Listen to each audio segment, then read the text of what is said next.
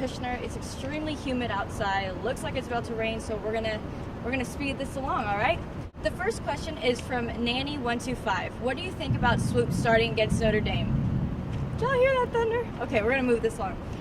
Everybody seems to be really overreacting about this. I saw everyone get real mad about Anwar's post, and you know what? I'm not surprised. I've said this before, starting a freshman it's not that Shane Bouchot can't do well, but that is a big environment. It's the only game on a Sunday.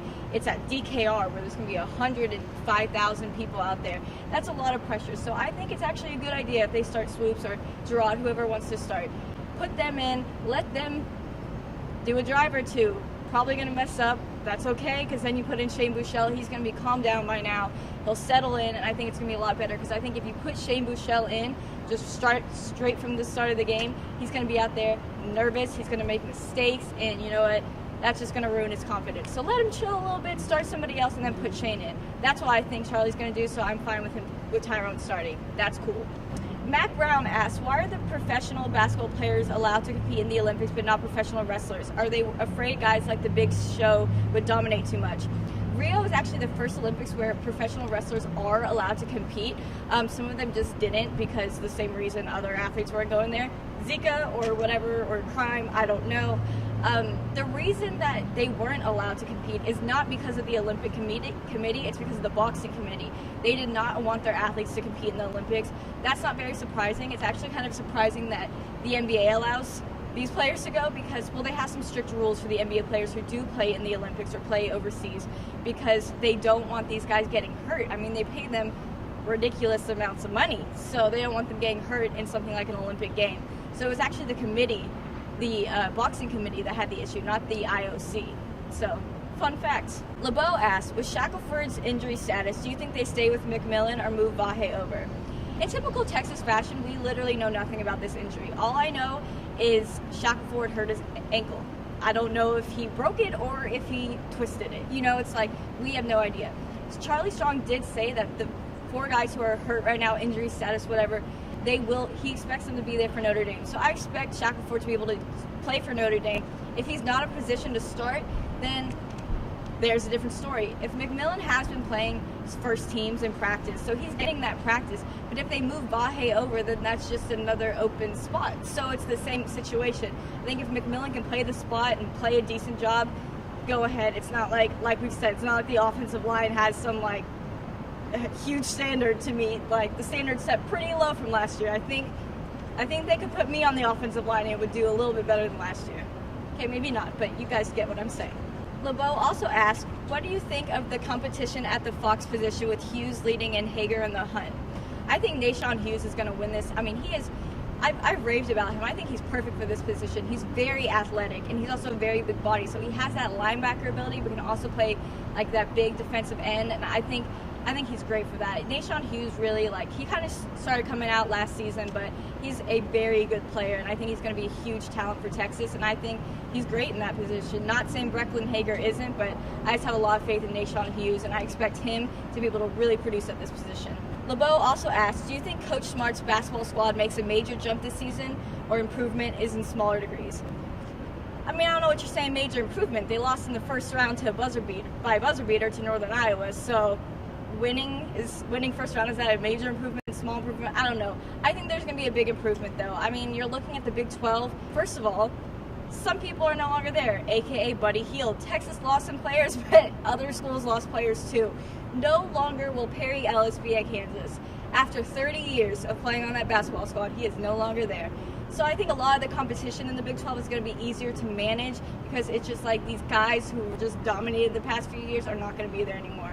So I see Texas doing a pretty good job in conference play. I definitely see them getting past the first round, okay? I don't want to talk about that game because it hurt. I was there. It sucked. Let's just move on. But I think some big improvements. I'm not going to say major like they win a championship, but major like they get some good wins, probably not top of the Big 12, but maybe like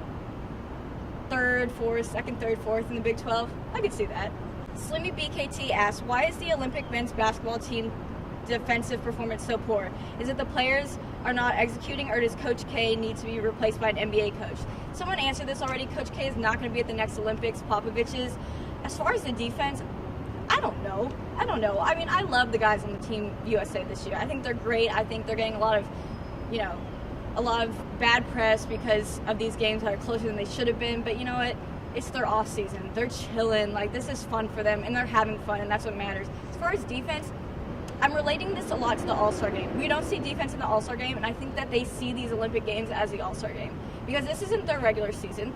Like I said, for how the Boxing Associated Committee didn't want the guys to get hurt, these NBA players don't want themselves to get hurt either. They don't want to go into the season with some injury from the Olympics. It's August. Their season starts in, October, beginning of November, around there. You know, they're going to be going to camp soon. They're going to be reporting to their team, so they don't want to get hurt.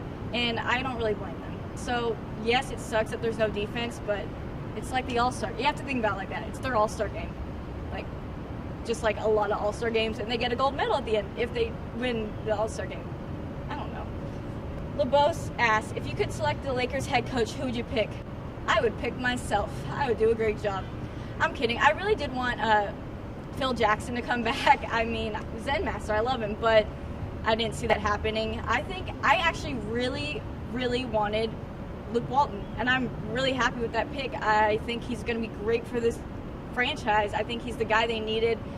And, you know, the thing with Luke Walton is, like, yes, he's very young, but the guys on the Lakers are so young. I mean, D'Angelo Russell's younger than me, and I'm 21. So a guy like Luke Walton, who's in his late 30s, he's going to be able to relate to these guys a lot more. Whereas a guy, if Phil Jackson came in, they'd be like, who's grandpa? Kind of like what I was talking about with Texas baseball and Augie. He lost the locker room. He was too old. So they need someone younger. The Lakers needed their Shaka. Ugh, I never get sick of doing that. The Lakers needed their Shaka, and Luke Walton's their Shaka. Good job, Jill. That was good. CP Horn fan asked, Carrie Walsh Jennings placed the blame for the USA Olympic volleyball semifinal loss on herself.